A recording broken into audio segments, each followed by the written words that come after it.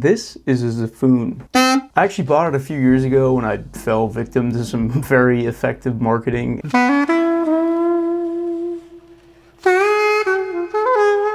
It's also known as a pocket saxophone. It's got this handy little saxophone reed attached to it with this piece, which I can't remember the name for. And it's marketed basically as something that can sound like a saxophone that fits in your pocket. The only problem is I have absolutely no experience playing a reeded instrument. So it turned out that this was actually pretty hard for me to play. So as one does, I ended up setting it to the side, moving on to a bright new shiny toy. And over the past few years, this thing has been collecting dust in my closet. So today I want to change that, and I want to actually try to play it on a lo-fi beat that I'm going to make right now.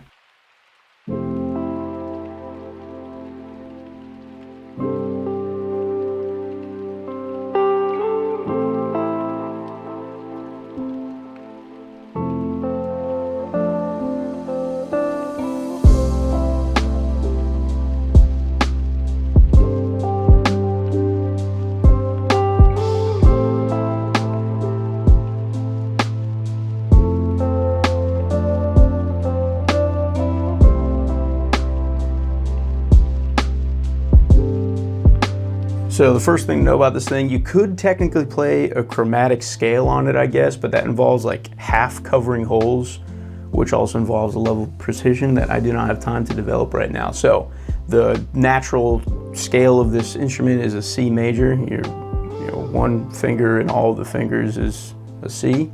And I think it's gonna take a good bit of processing.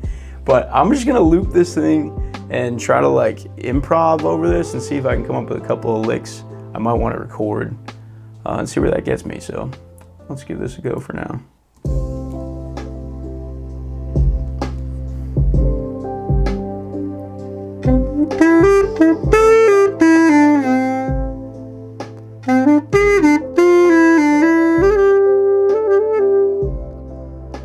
Oh man, this is gonna be ugly, dude.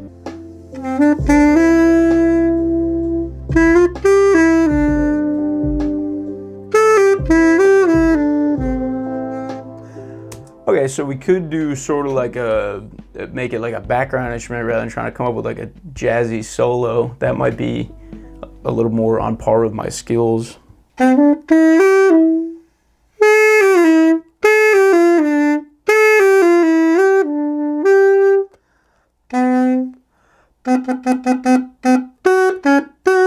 Like, I don't even know if I want to play it like more like smooth or buzzy, like a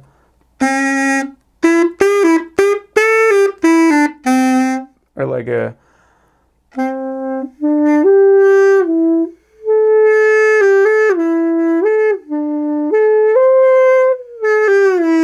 I can't even figure out. It should just be a C major scale.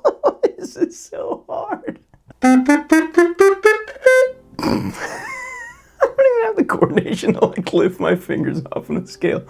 I think my best option right now is to do what I used to do with the guitar and just record myself basically improvising for like 20 minutes or something, and then comp the takes into something that sounds like I played it in one take. So let's get the mic set up real quick.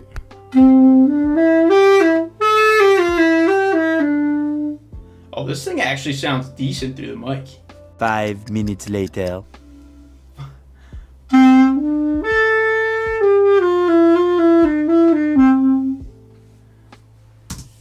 Oh man, this is tough. This might not have been the right choice here. What if I just throw some trills in and see if I can retime them later? Make it sound like I'm nasty at this thing.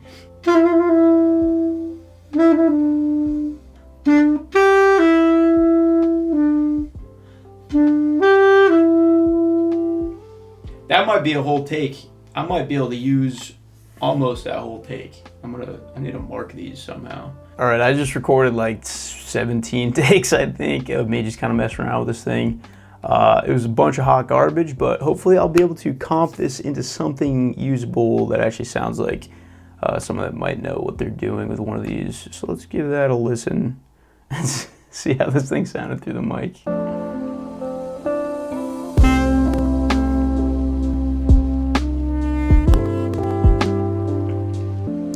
Oh, I gotta consolidate this. Oh man, I need a new PC. Hit subscribe so that I can get a new PC so that this doesn't happen every time I make a video. Let Google buy me a new CPU. Literally my AMP emulator alone is using 50% of my CPU, so that's pretty brutal, but this should be running a lot smoother now.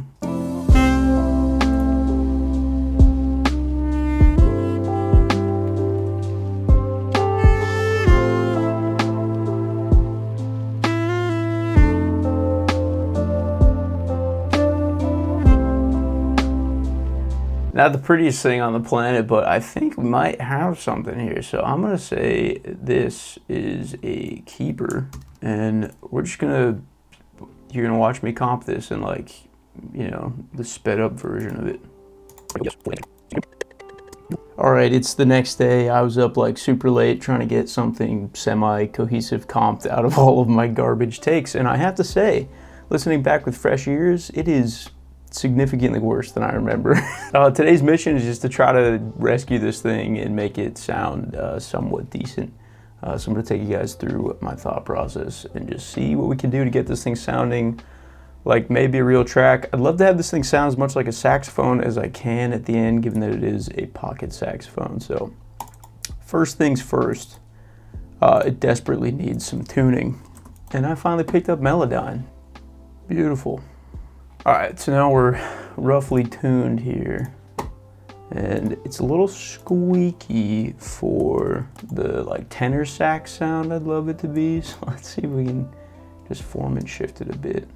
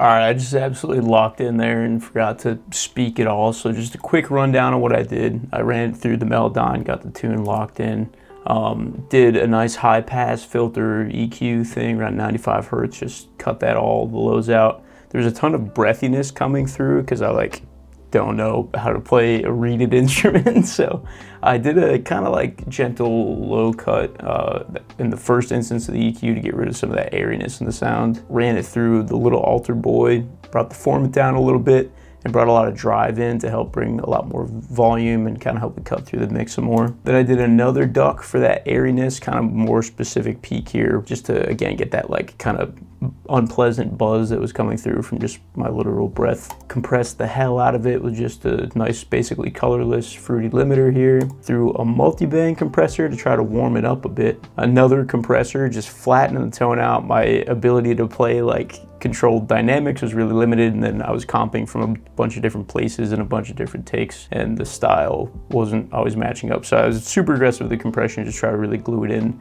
and stick it out in the back. And as far as sticking it out in the back goes, this instance of RC20 is doing a lot more like almost telephone filtering. I've got a little bit more distortion to kind of help bring some of the pleasant highs out of what was a pretty strong mid presence because I'd done those high cuts. One more fruity compressor on the vintage setting, minus 30 dB and 9 dB of gain, just to kind of make up all the compression volume that I was losing.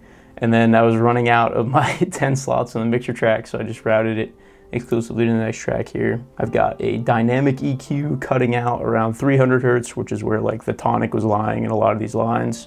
And then I'm boosting around 1500 Hertz again to help that like sort of pleasant brightness shine through that we brought out with some of the distortion. Got a baby come back with the ducker up a little more than halfway on a 1/8 straight delay that's, you know, not mixed super high, about 46%, just kind of filling some of the empty space or weird points where I stopped playing prematurely. Threw it through a Solaris to try to space it out just directly on the dry signal. I'm thinking the only way this is going to be even moderately acceptable is if we like hide it in the back and really make it feel like a blended in texture. One more, much more gentle low roll off. And one more time, a very aggressive compressor on the fruity limiter here to glue it all together. Without any of the effects, this is what my comped take ended up sounding like.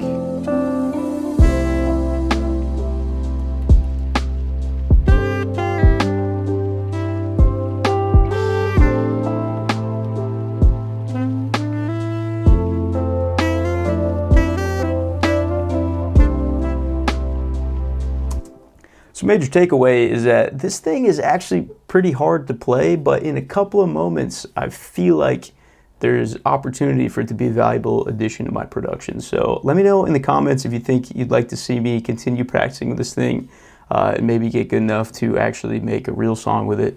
And if you never want to hear it again, that's totally understandable as well. So I'm gonna let the actual semi-mixed version play us out here just with all of the plugins and good fun actually turned on. Let me know what you guys think of this food if you're thinking about getting one yourself and what you guys would like to see me try next. Anyway, thanks for stopping by. See you next time. Peace.